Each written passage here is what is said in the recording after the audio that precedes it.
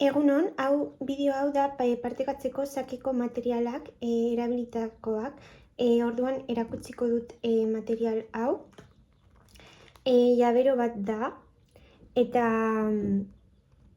bertan agertzen dira jake mate egiteko modu desberdinak. Adibidez, hemen agertzen da bat, gero hemen agertzen da beste bat, eta hemen agertzen da beste bat.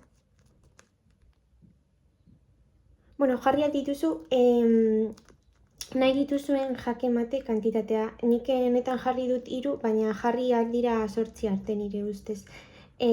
Sakea oso garrantzitsua da horren garapenerako, esperto asko esaten duten moduan. Biografian esango ditut ze espertoak gomendatzen dute sakera jolastea. Baina, oso gomendatuta dago aurrentzako, oso onuragarria delako garapenarako, eta oso ondo dagoelako. Orduan, material hau oso interesgarria da, ze horrela ikasten dute jake mateak nola egiten diren, eta divertigarria da. Orduan, nola erabiltzen da material hau? Jake mateak agertuz gero, ikusten da nola geratzen da jake matea, eta adibidez, haur hezkuntzan erabili da modu batean, eta lehen hezkuntzan beste modu batean. Haur hezkuntzan erabiltzen da zeren eta erakusten da argazkia, nola kokatuta dagoen fitzak, eta aurrek kokatu behar dute modu desberdinean. Hau da, tabloian jarri behar dute figurak hemen agertzen diren moduan. Kolorea berdinarekin eta figura berdinarekin. Eta orduan, jake matea nola geratzen den agertzen da.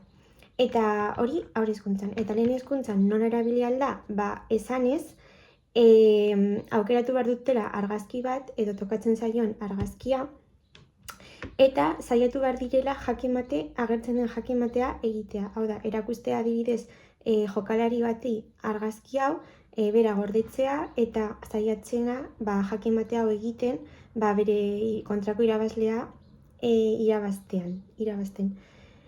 Orduan, material hau da, llavero bat da jake mateekin, 8 jake matera arte jarri aldira, eta oso interesgarria da, eta onura asko dauka